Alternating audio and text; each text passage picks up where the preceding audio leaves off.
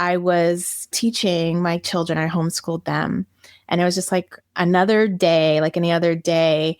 And the phone rang. And it was my daughter, who I had given up for adoption 18 years before.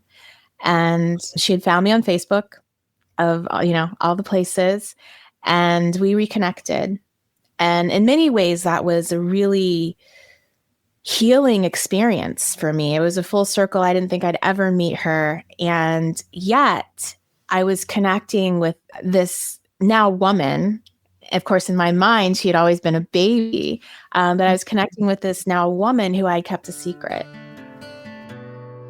Hey, housewives, come on in. You know the dirty dishes are still in the sink from yesterday and the laundry is still in the basket. Pop your AirPods in and make yourself at home here. I'm Tracy. I'm Tori. And we are your Unlikely Housewives. Stepping out in faith and believing that God calls the unlikely, we are here to show you the appreciation and validation you deserve, lead you to authentic relationships, and release you of believing the cultural lies to restore your faith and wellness. Pull up those high-waisted yoga pants, tighten your top knot, and reheat your coffee for the third time. Turn up the volume, and let's go.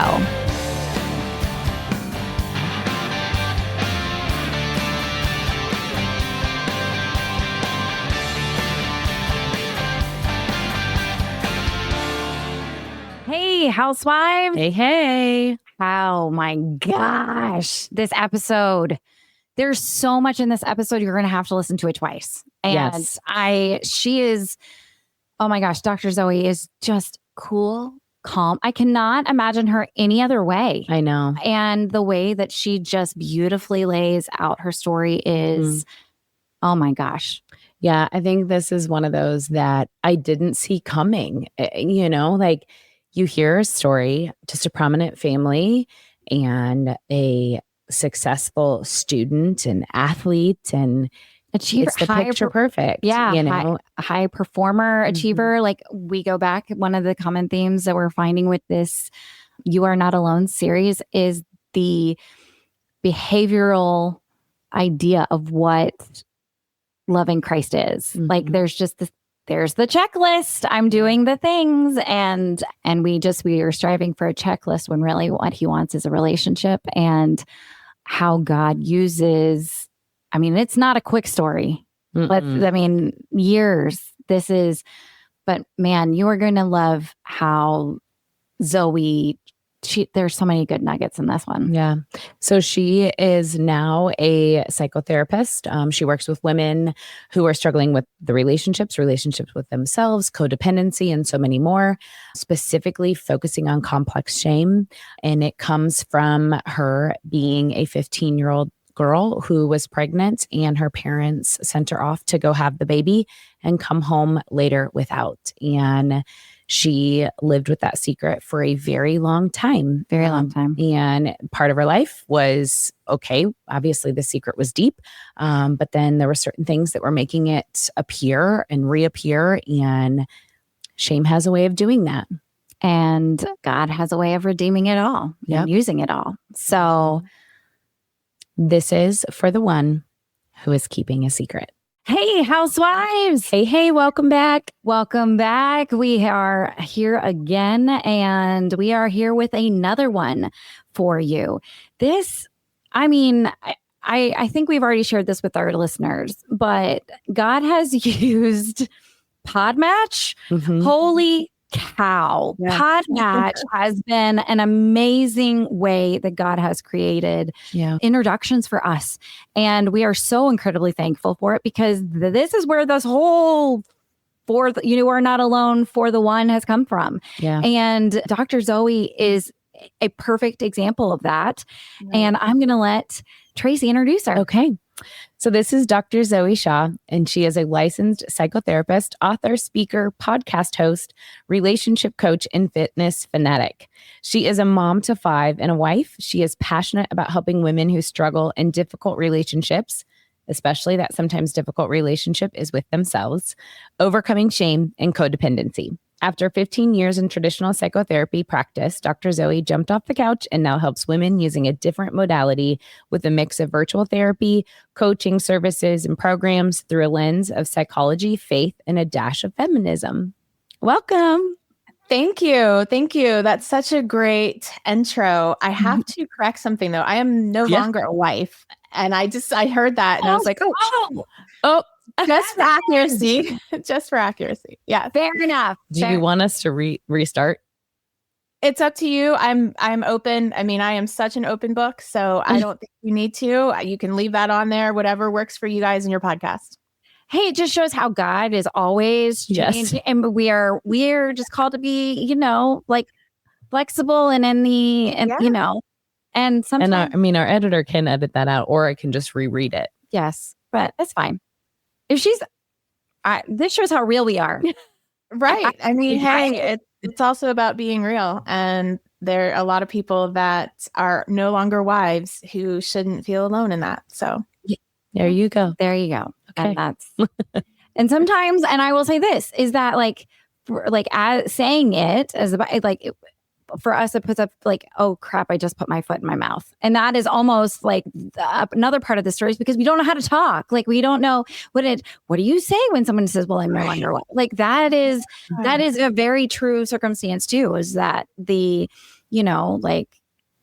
can. And sometimes, most of the time we make it a bigger deal than it actually is. Right. I think so. Yeah. I'm on a mission to help women specifically overcome shame. And there are so many things that we have to feel shame about because we've been taught to feel shame, right? We can feel shame if we misspeak. We can feel shame if we don't feel like we have the social position that we think we should. So I say talk about it. I love that. That's kind of us too. We talk about everything, whether it's welcomed sometimes this one over here.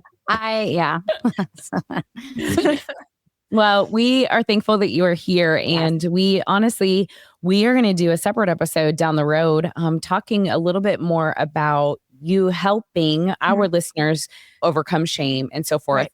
However, we're going to talk specifically just about you and your story and a piece of who you are, a piece of where God really led you to this journey that you're on and where you're at right now. So start a little bit telling us about you. Oh my goodness. I can start. I can tell you about me present, but we can start with the story, however you guys want to do it. Let's start from the beginning. How were you raised? What was your childhood like? What kind of environment did you grow up in? Yes, I will tell you the story. So I grew up a little Black girl in a mostly all white farming community in a place called Smithsburg, Maryland, which was right next to Hagerstown, Maryland. I didn't start out that way though, because I started out in Washington, D.C. until I was 9 years old. And so or 8 years old. So we grew up in a very diverse community. And my parents, interestingly, were, they grew up during the civil rights movement and they were kind of a part of that. And my grandparents were activists. And yet my parents really decided to raise us very differently. And I think they felt that they'd kind of overcome all of that. And so they really wanted to raise us in a way that just didn't address race at all, as if it didn't exist. And we ended up moving to this very small farming community in Maryland, which just really shaped me in terms of my own identity and my own shame. And I learned very quickly that the color of my skin was different, but different in a bad way. And I developed a lot of just identity issues growing up. And even in the church, because at that time we went to an all-white evangelical church with a pastor who didn't believe in the mixing of races. And so for me, I had all these kind of storms of questions as a child, like, what's my value, right? Do I matter? Or am I less than to God even, right? Even though there was a part of me that knew that wasn't true. And my parents, they definitely raised us with a lot of esteem, self-esteem. It's just that there was no talk about race, which in retrospect was probably not the best idea. And so that's kind of how, my early foundation. And my father was a medical doctor, a prominent person in the community, and in the, on our faith community. And at 15 years old, I got pregnant. And in our family, that was just not gonna happen. That wasn't going to go down. And additionally, I had been taught that abortion was wrong. We had marched in abortion marches, and my parents donated to Jerry Falwell's Save a Baby Foundation. And we're very much, I was very much taught that abortion was wrong. And so here we are in this conundrum, and I say we because it was me, and then I put my parents in this position, and my parents decided to send me to an unwed mother's home with the not so spoken, but very clear understanding that I would come back without a baby because I was a bad example to my sister and they couldn't have me living in the home in this way. And, also my parents were very big on what we looked like, to the outside world. And so I was sent away and I went to the godparent home and I lived there for the duration of my pregnancy, which was I definitely had the scarlet letter written on my forehead in many ways than one, even in how we were presented as this, group of pregnant women at this home. And I had to make the really hard decision to place my daughter for adoption. I knew that I could not go back home with the baby. And so that's exactly what I did. And I had my baby and my mom came and bought me a new car for my 16th birthday, and we drove home in my new car, which was just a crazy, crazy experience. And I went home to pretend like nothing had happened, which I did. And I did very well. And I excelled both academically and athletically, living with this shame story. And I learned really how to just bury myself and my grief. And I went on to get a scholarship at UCLA and ran track, and I married an actor and lived the Hollywood kind of celebrity life and had my children. And then I had two boys, and then I had a daughter. Her name is Sullivan, and she was born with a very severe genetic disorder.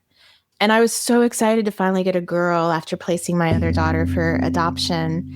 And when we discovered her disorder, I really and truly believed that God was punishing me for placing my first daughter for adoption. And that's when I really went into this very deep shame spiral. I felt that he was punishing me. I felt that then my daughter was being punished for my mistake that I had made. And that was kind of the place where all of the dam of shame and all these things that I had held so tightly and accomplished all of, the things that I accomplished by that time. I had gotten my master's degree, my doctorate, and I was practicing as a therapist, but it just kind of all hit, right? That was my rock bottom in terms of dealing with my own processes, my own psychological processes. And that's when I really started a process of, number one, trying to get used to this new life of being a mom of a special needs child and wrestling with all of my guilt and all of my shame at the same time. And it was many, many years of kind of wrestling with that and going to therapy. And years later, I'm getting a little mixed up on how many years, but I was teaching my children. I homeschooled them. And it was just like another day, like any other day. And the phone rang. And it was my daughter, who I had given up for adoption 18 years before. And she had found me on Facebook, of all the places, and we reconnected.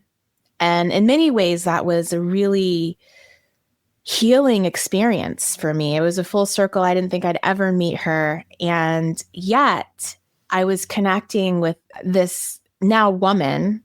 Of course, in my mind, she had always been a baby, but I was connecting with this now woman who I kept a secret. And so I was also in a marriage where my husband really wanted me to continue to keep the secret. He kind of was, complicit in my shame story. And so, a huge part of me learning to heal and untangle my shame was kind of showing up for myself. And I'm unfortunately having to stand up to, all of the people in my life who really wanted me to keep this shame story. Ultimately, it took me years, and unfortunately, it was at my father's funeral where my daughter was going to be, where I finally disclosed to my children at that time, who were, I think they were 11, and I think 12, 10, 8, and my baby, I think she was 1, when I finally disclosed to them that they had a sister. And also disclosed to the rest of my family that I had a daughter and introduced her to my whole family. And that was a big part of my healing. It wasn't all of the healing, but that was a big part of my healing, is being able to finally say the thing that I had been so ashamed to say, to speak, let go of that burden that I had been holding for so long. And it was amazing. And for any women out there who have a shame story that they've been holding, the thing that struck me the most was that I had held these 5 words. I don't remember exactly what the words were, but basically telling my children, you have a sister that you never knew, and telling my family, I have a daughter and you guys have a niece and a cousin and all these things that you never knew about. Me just releasing those words, I thought in some way in my mind that the whole world would crumble, that all of these terrible things would happen when I finally released my story, and nothing happened. Nothing. In fact, all the good things happened. And in retrospect,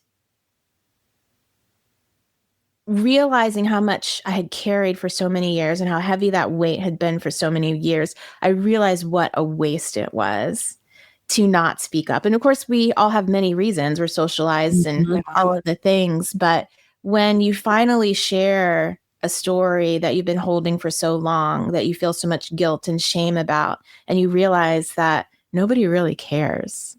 I mean, people think about you for 5 minutes. People, may talk about you for 5 minutes, but ultimately no one really cares. It's not worth holding that story. So in a very small nutshell, that's my story. It's beautiful. First of all, that you're willing to be right here telling that right now. And I'm sure you've told it many other times before and on your podcast, but thank you for your vulnerability and just allowing us, our space, and the Unlikely Housewives to hear this story, because we all have a shame story of some sort. And sometimes there's pieces that have been, chipped away at that we've, shared, and it's not the whole thing. But I think it's amazing that you do have that healing story of your daughter coming and finding you. I do. So this was at your father's funeral is that what you said? So it was after the funeral, not at the actual funeral, but when everyone came back for the repast. Yes. Mm-hmm. So had they met, had your parents met her? Yes. So my parents had met her, which is why she was going to come, because she knew my dad at that point. My parents had met her a year or so before. It was just my extended family that didn't know about her, and family friends and all of those people, because my family had kept it so much a secret. My siblings didn't know for a number of years after, I came back home. They thought that I had gone to boarding school. Okay, that was one of my questions of what, as far as your parents presenting it, that you're just going to boarding school for a short period of time and you're coming back for after your 16th birthday. Right. So my siblings were told that. All of our extended church people were told that. My school was told that. Yeah. Wow. And so when I came back a few days after having a baby, I had to pretend like I was at boarding school. Yeah. At that time, what did your relationship with Christ look like? So I had been raised Christian, and I was a Christian. I had a personal relationship with God, and my relationship with God has, number one, changed as it should over the years. But I feel that at that time, with the maturity level that I had then, it was very performative, right? And I very much saw God through the lens of kind of the way that I saw my earthly father, as very punitive, as very just not feeling like I could be enough for him. And I remember, I would sit in church and I would watch my mom worship, and I could see how connected she felt with God. And I remember always longing for that, and felt that there must be something fundamentally wrong with me because I couldn't kind of feel what she felt. And it wasn't, it wasn't for many years really after my healing that I really began to understand how fundamental our understanding of God is regarding our earthly father. And so many of us tend to see God through the lens of the way that we see our earthly father. And the other mistake that I know that so many women make, and one that I'm really passionate about talking to women about, because a lot of women who have been hurt by the church, which I have been, a lot of women who feel that, they need to stand up for themselves in their healing, right? That they need to denounce some negative things, whether, it's patriarchy or whatever regarding the church. They feel like they have to leave the church in order to be able to stand in that truth. They feel like they almost really have to leave God in order to be able to stand in that truth. And thankfully, I never felt that. I never felt a need to leave God or the church. What I needed to do is I needed to change my understanding of God and my relationship with him. Because of course we know God is not the church. Yes. The church is there as a community, yes, to support us as we should have in our faith walk. But humans hurt humans, and we will forever. And we can't make the mistake of thinking that that's God. It's not. If we're in that place, what we have to understand is we need to be able to change our lens about, change our lens the way that we see God, because it's probably that we are seeing him through a distorted lens. Yeah, that's so good. That is so good, because I do think there is a huge trend for young women to believe that you like you said, have to leave the church in order to stand up, or that the church sees less of them because, the idea that Paul didn't like women, or that, but I mean, there's so much out there to disprove all of that. Like, Jesus thought very highly of women. Yes. And, I mean, God felt very highly of women. I mean, you have women like Ruth and Esther and Deborah, who was a judge. I mean, that the creator of the universe gave them this incredible story and power to influence the world and be part of his story. And so he very much loves women, and it's not that we're not equal. We're equal, but we're complementary. Right? Is that yes, we're very, it's 50-50, but it just means that we have our places of what he created us to focus on, the micro details, and men to focus on the macro detail. And that is just, he created us specifically for to complement each other. Yeah. Right. And I think the church I don't think they present that well, I guess. No, they don't. And that's what I want to honor is, yes, you're right. The church does not always present that well. And it depends on who the people are that are leading the church and what their leadership is like, the culture in the church. But in many ways, women are still very much demeaned in the church and not valued appropriately. And I think it's important to stand up and talk about that. And we can talk about what humans are doing without in any way putting down God, because they're two separate things. Yeah, yes. That's so good. Yes. Yeah. And like you said, we have to remember the church is human. It's human. I mean, God is not the church. Right. There's humans running it. There's humans running it. And that is where we're always going to be disappointed in humans and we need to have that expectation or just realization. I don't know, both. Yeah. Acceptance. I think acceptance better. Yeah.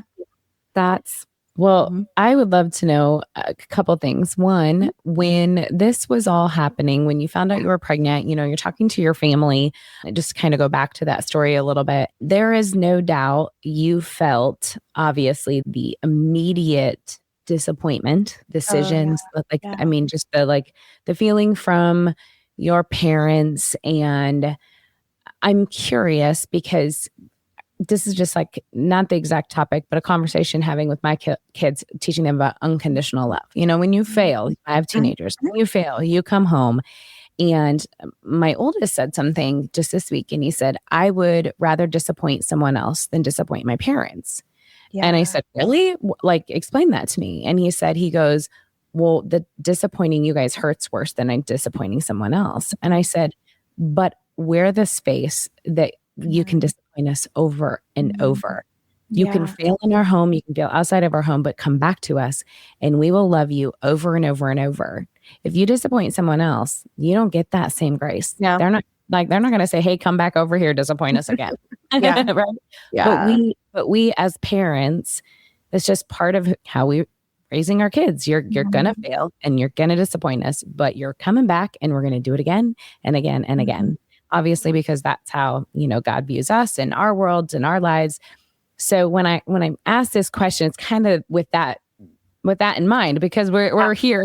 Our stories aren't the same, but we're walking through similar things, right?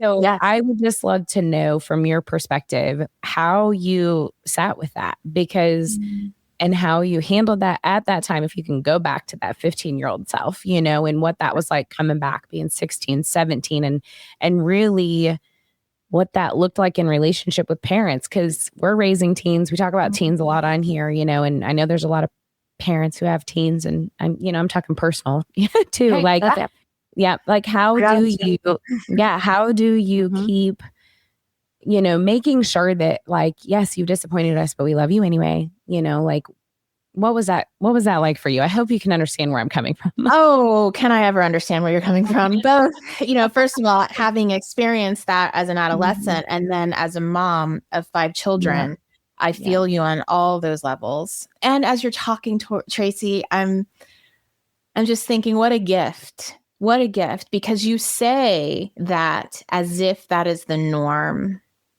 what you are doing with your children. And unfortunately, it's not. It's not. Is that the role? Is that the model that God gives us? Yes, he does. He gives us grace and he loves us unconditionally. Is that the message that most children get from their parents? Unfortunately, probably not. But and the sad part is most parents love their children unconditionally, right? Yeah. They do. But I don't know that we give that message to our children, because we are tasked with this huge, role of raising these children to be these productive citizens, to impart our faith, to impart all our wisdom and our knowledge. And sometimes as parents, we're so focused on that, and we're so focused on the outcome that we forget to really just sit with our children in the space and let them know that they are accepted and they are loved and all their deficiencies and all of who they are, and that we are here for them. So first, I want to say thank you for saying that, because thank you for saying that, because that makes me feel better. Because parenting is hard right now. Oh goodness, it's hard in so many stages.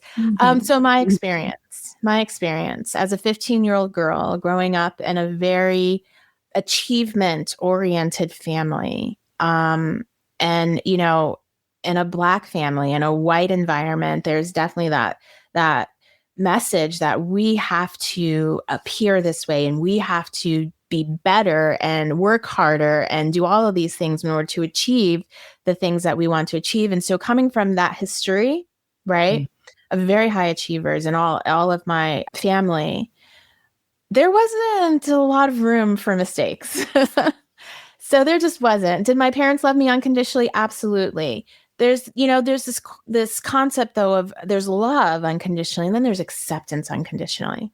I was just talking on a podcast yesterday to a woman who wrote a book called I Like You So Much, it was a children's book. And she talked about the fact that, as parents, we tell our children, we love you. How often do we really tell them, I like you?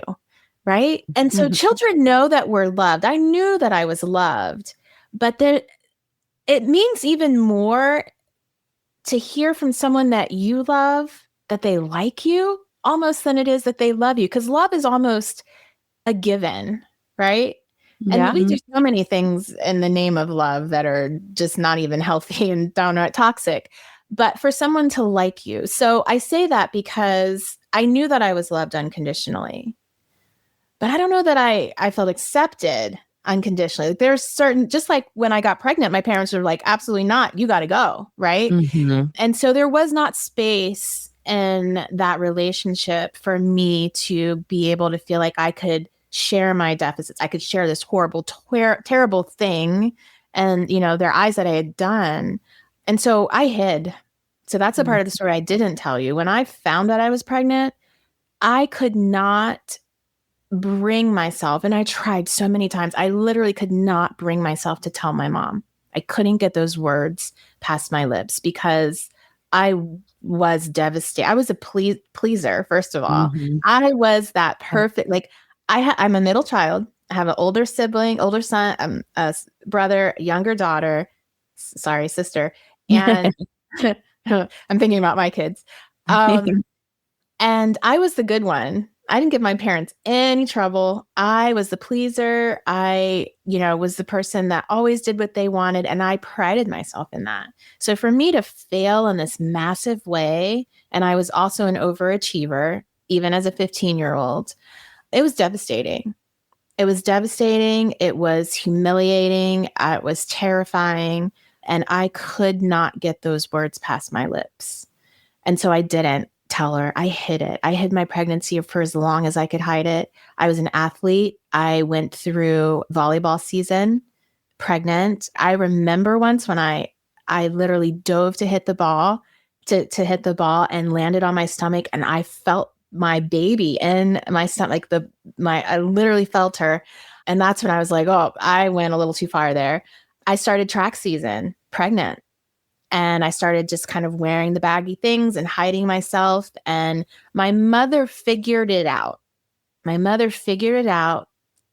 I was changing the way I was eating. I was hiding, my body. And so she came to me and she asked me, "Are you pregnant?" And even then, this is the crazy thing, even then I could not admit it to her. I told her, "I don't know," which was an admission already, because by saying I don't know, it admitted that I was having premarital sex, that it was a possibility, Right. but I still could not tell her. And I allowed my poor mom to take me to a pregnancy center, get a pregnancy test, and the woman told my mother that I was pregnant. That is how much I was afraid of the disappointment of my parents. I don't think again, you're not alone in that story. No. I think there's so many people that it's like can't come to admission and truth. It's just saying the words is the hardest part. And and I think one of the things that I like when you're talking about, like, we have this idea of what love is, but like, do we like our children, do we like our children? And I think part of it is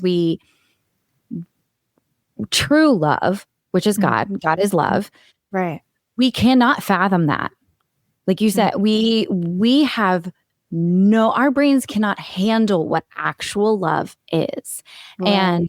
And look, we can't, it doesn't make sense. It doesn't make sense to go send your one and only son to the cross for all of these people who have cursed you and spit on you and have done all these things, and that, to still say, Father, forgive them, for they know not what they do. Like, we don't understand love. We don't know what that actually means. Right. And so there's no definition other than God is love that we can, because we don't understand the definition, we don't know how to show love.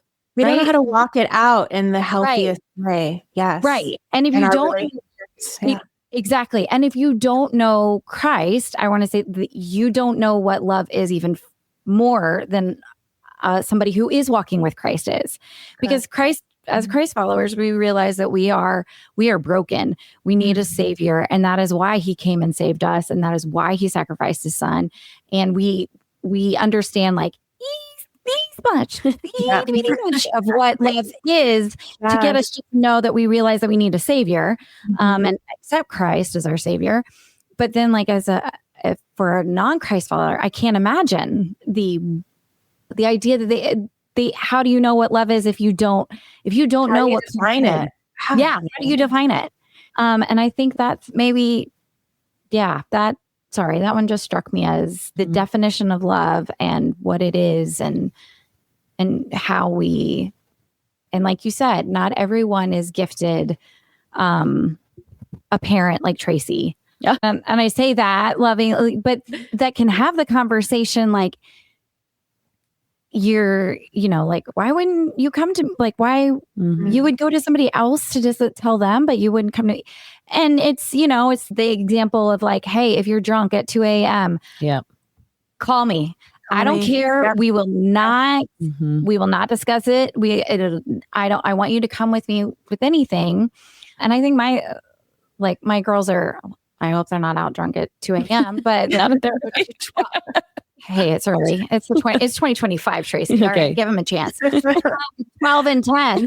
But like, I'm trying to tell my children, like, also, like, yes, call me, let me be your first phone call. But also, I'm going to tell you, I'm going to screw this up royally. Like, there is going to be a time that I react wrong. Yep. Like, there's going to be a time where I yell. There's going to be a time where I say, WTH, like, yeah. But I need you to have the grace for me too. So like, let me be that. I'm warning you. I'm here for you, but I want you to also to know that I'm human too. And I am going to screw this up, and I'm not going to give you the reaction. I'm going to try my best to have the Holy Spirit overwhelm me to keep my mouth shut.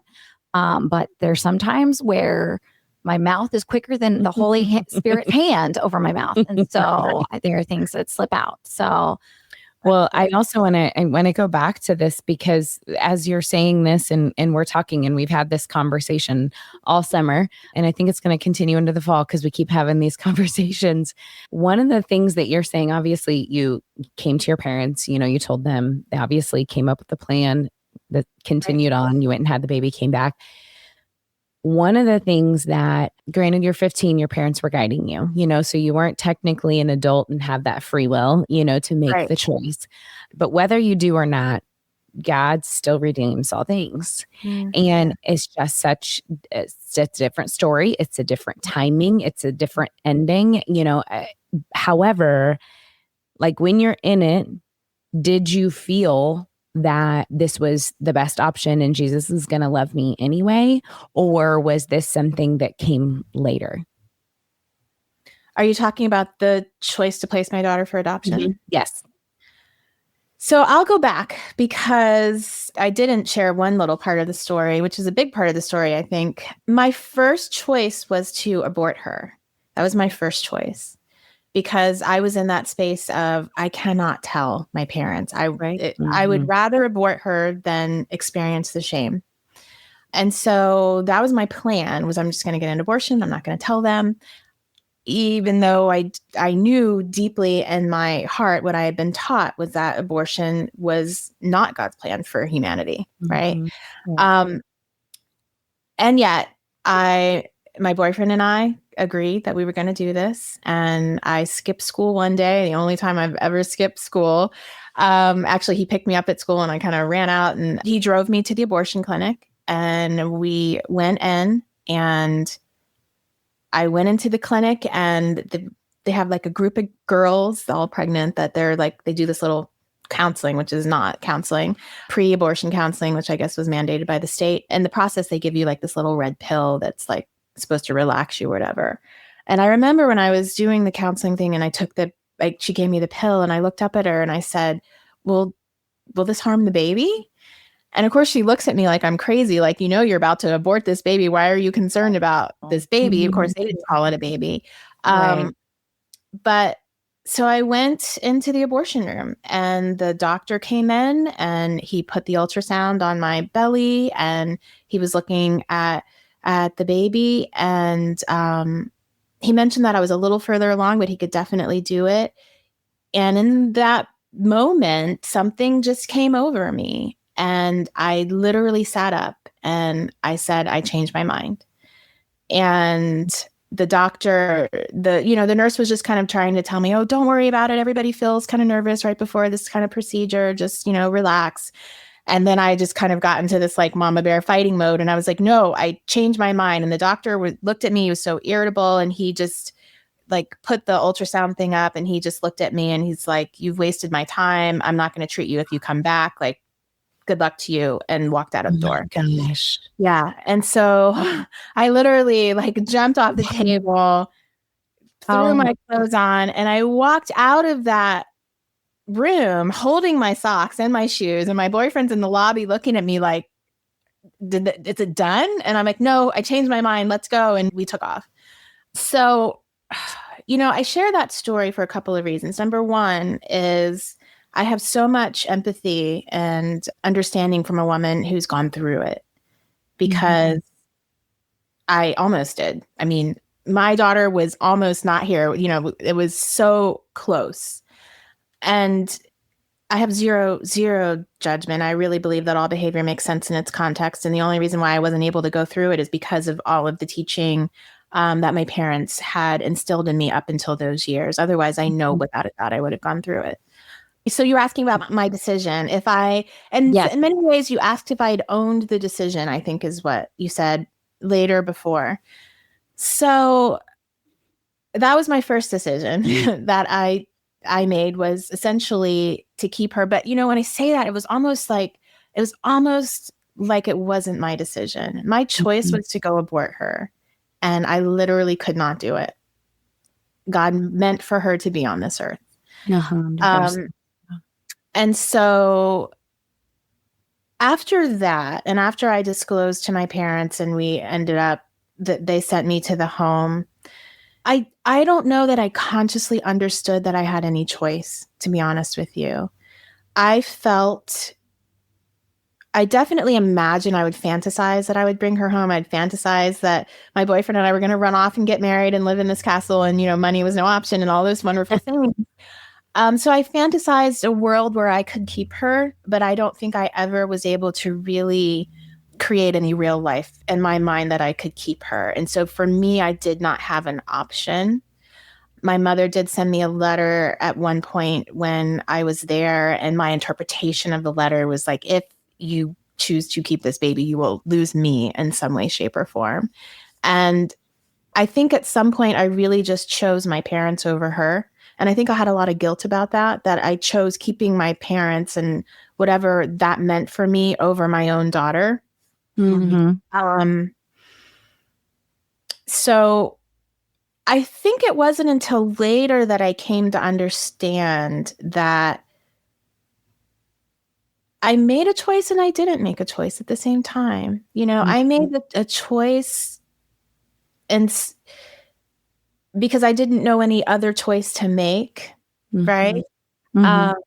I made a choice to keep my parents and their acceptance and their love, and to be able to go back home without condemnation.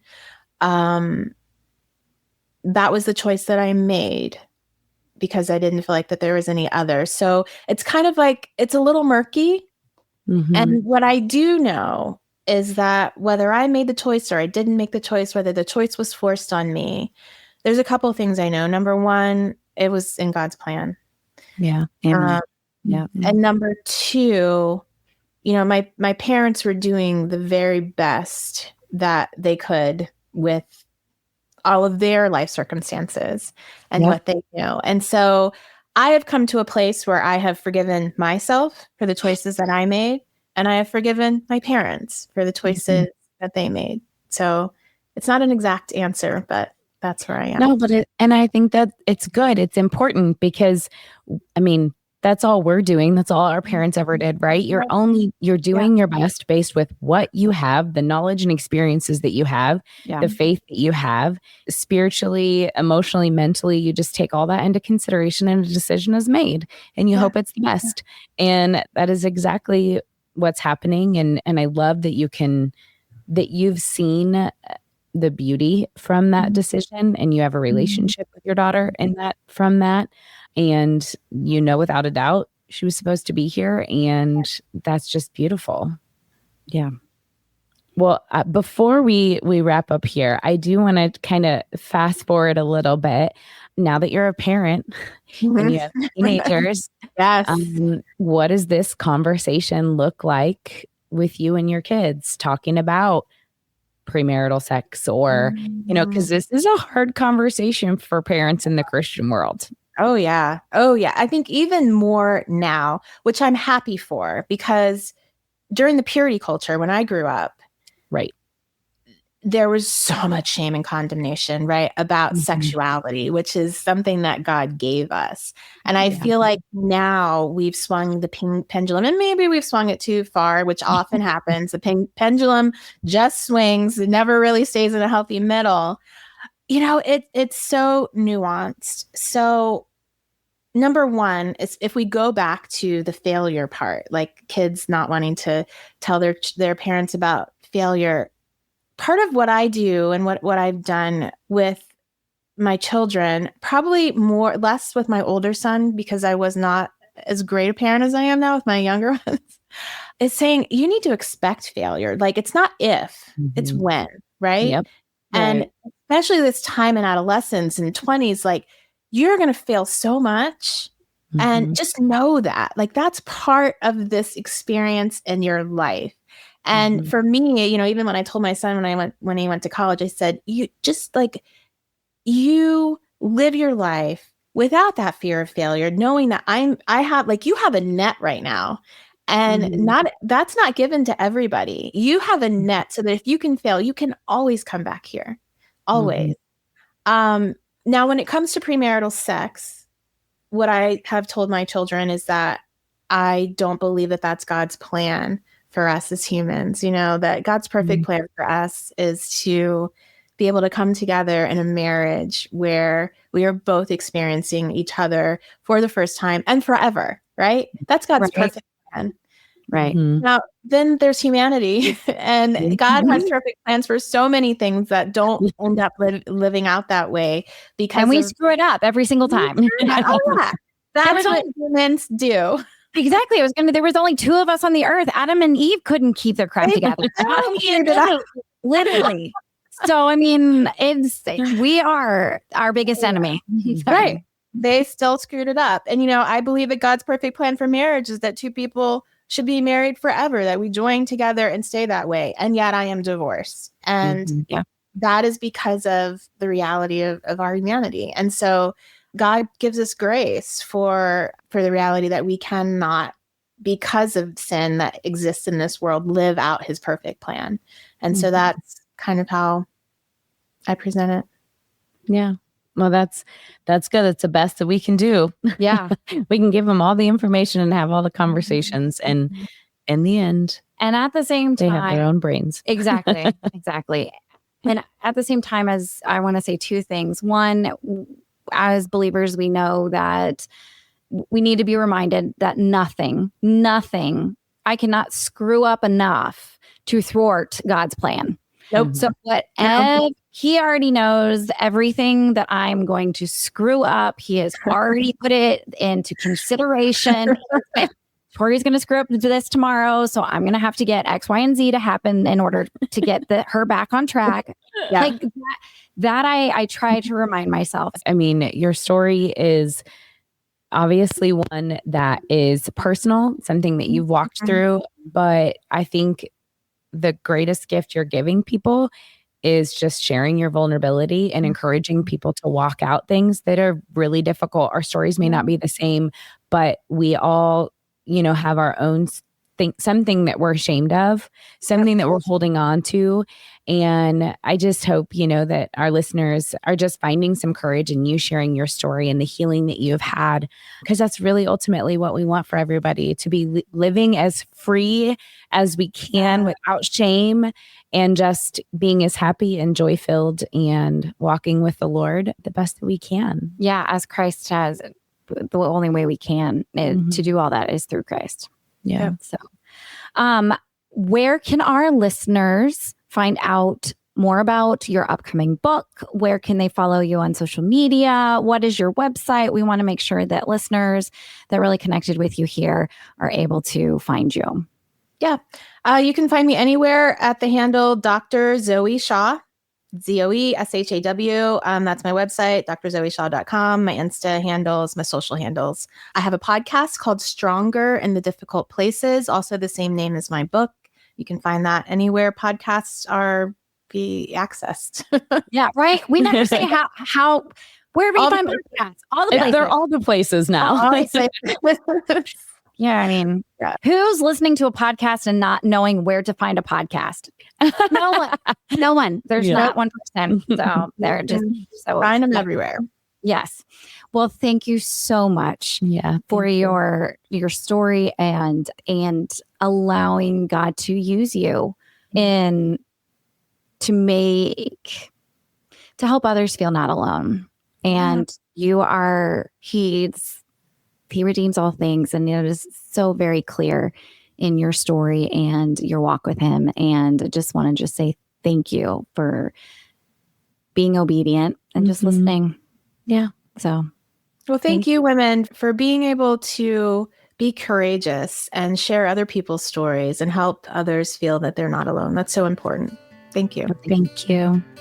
Okay, housewives, until next time. Bye. Whether we made you laugh or cry today, we pray you feel appreciated, bolder and braver than yesterday, stronger and more faithful for tomorrow, and living in who you were made to be today. Join our online community on Facebook, link in the show notes, and be sure to review and subscribe on Apple Podcasts or wherever you enjoy listening. Until next time, housewives, we give you permission to walk confidently, free, and to be intentional in your slippers or stilettos.